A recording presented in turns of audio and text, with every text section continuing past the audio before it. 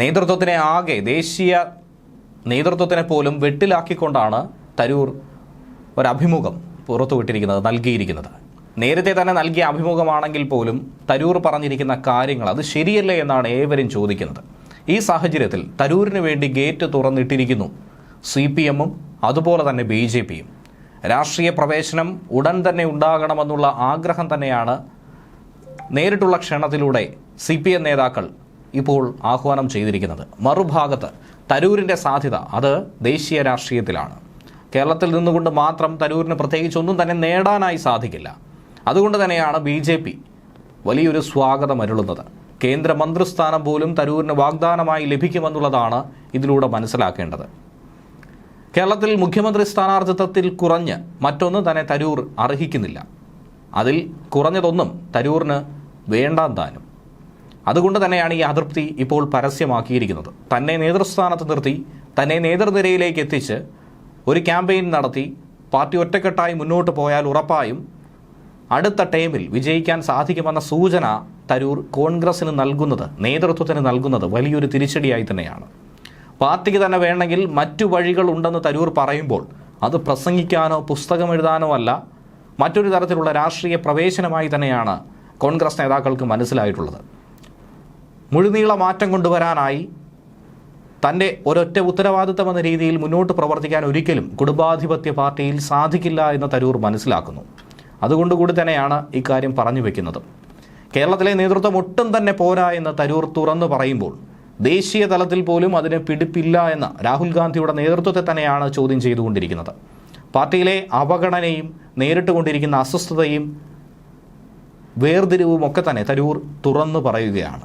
ഇനി കോൺഗ്രസ് വിടേണ്ടി വന്നാലും തരൂർ ഒന്നുകൊണ്ടും പേടിക്കേണ്ട എന്നാണ് CPM കേന്ദ്ര കമ്മിറ്റി അംഗം തോമസ് ഐസക് പറയുന്നത്. കേരള രാഷ്ട്രീയത്തിൽ തരൂർ ഒഴിച്ചുകൂടാനാകാത്ത സാന്നിധ്യമായി ഉണ്ടാകുമെന്ന ഉറപ്പാണ് ഐസക് നൽകുന്നത്. ഇത്രയും കാലം കോൺഗ്രസിൽ തരൂർ എന്തൊക്കെ ചെയ്തോ, തരൂർ എന്തൊക്കെ പ്രവർത്തിച്ചോ അതൊക്കെ അത്ഭുതമായിരുന്നുവെന്നാണ് ഐസക്കിൻ്റെ വാദം. ശശി തരൂരിന് പാർട്ടിയിൽ പ്രശ്നങ്ങൾ ഉണ്ടെങ്കിൽ അത് പരിഹരിച്ച് കൂടെ നിർത്തുമെന്ന് കോൺഗ്രസ് നേതാവ് K മുരളീധരൻ പറഞ്ഞു വെച്ചതിന് പിന്നാലെയാണ് ഇപ്പോൾ ഇങ്ങനെ ഒരു പ്രസ്താവന കൂടി പുറത്തു വന്നിരിക്കുന്നത്. സത്യം തുറന്നു പറയാൻ പറ്റാത്ത അവസ്ഥ കോൺഗ്രസിലുണ്ടെങ്കിൽ ശശി തരൂർ വേറെ വഴി നോക്കുന്നതിലൊന്നും തന്നെ അത്ഭുതമില്ല. കോൺഗ്രസ് വിട്ടതുകൊണ്ട് അദ്ദേഹം കേരള രാഷ്ട്രീയത്തിൽ ഒന്നുമല്ലാതായി പോകില്ല. അദ്ദേഹത്തിന് വേണ്ട രീതിയിലുള്ള രാഷ്ട്രീയ അഭയം നൽകാൻ CPM തയ്യാറാണെന്നാണ് പറയുന്നത്. കോൺഗ്രസിൽ നിന്ന് വിട്ടുവന്ന നിരവധി ആളുകളെ CPM സ്വീകരിച്ച ചരിത്രവും ഇതോടൊപ്പം തന്നെ പറയുന്നു. തരൂർ അദ്ദേഹത്തിൻ്റെ നിലപാട് പറയട്ടെ. അദ്ദേഹത്തിൻ്റെ വായിൽ ഞങ്ങളുടെ വാക്കുകൾ തിരികെ കയറ്റാനില്ല എന്നാണ് തോമസ് ഐസക് പറയുന്നത്. തരൂരിനെ ഒപ്പം നിർത്താൻ ആരും പാർട്ടിയിൽ നിന്നും പുറത്തു പോകാതിരിക്കാനുള്ള നീക്കം വേണമെന്നാണ് ഇതിലൂടെ K മുരളീധരൻ നിലപാട് കടുപ്പിച്ചത്. ദേശീയ രാഷ്ട്രീയത്തിൽ ഒരുപാട് ശോഭിക്കാൻ കഴിയുന്ന തരൂരിനെ അകറ്റി നിർത്തുന്നത് ഉചിതമല്ല എന്നുള്ള താക്കീത് നൽകുന്നു. പാർലമെന്റിലെ ചർച്ചകളിൽ കൂടുതലായി സംഭാവന ചെയ്യാൻ കഴിയുന്നത് അദ്ദേഹത്തിന് തന്നെയാണ്.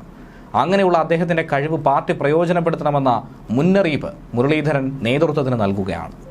മുരളീധരനും അതുപോലെ തന്നെ ശശി തരൂരും സമാനമായ രീതിയിലുള്ള നിലപാടുകൾ വ്യത്യസ്തമായ സാഹചര്യങ്ങളിൽ പ്രകടിപ്പിച്ചിട്ടുള്ളവരാണ്.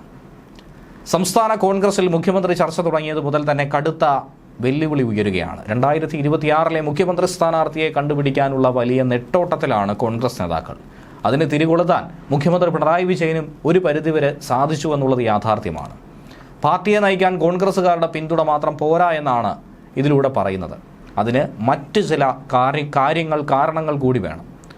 പല സർവേകളിലൂടെയും പല ഏജൻസികളുടെ അഭിപ്രായ സർവേകളിലൂടെയും ഒക്കെ തന്നെ താൻ എന്തുകൊണ്ടും യോഗ്യനാണെന്നുള്ളത് ജനങ്ങൾ തന്നെ പറയുന്നു. അതെന്തുകൊണ്ട് നേതൃത്വത്തിന് മനസ്സിലാകുന്നില്ല?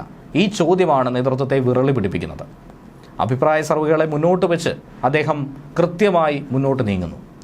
നേതൃത്വ പ്രതിസന്ധി തന്നെയാണ് നിലവിൽ കോൺഗ്രസ് നേരിടുന്ന ഏറ്റവും വലിയ വെല്ലുവിളി, ഏറ്റവും വലിയ ശാപം.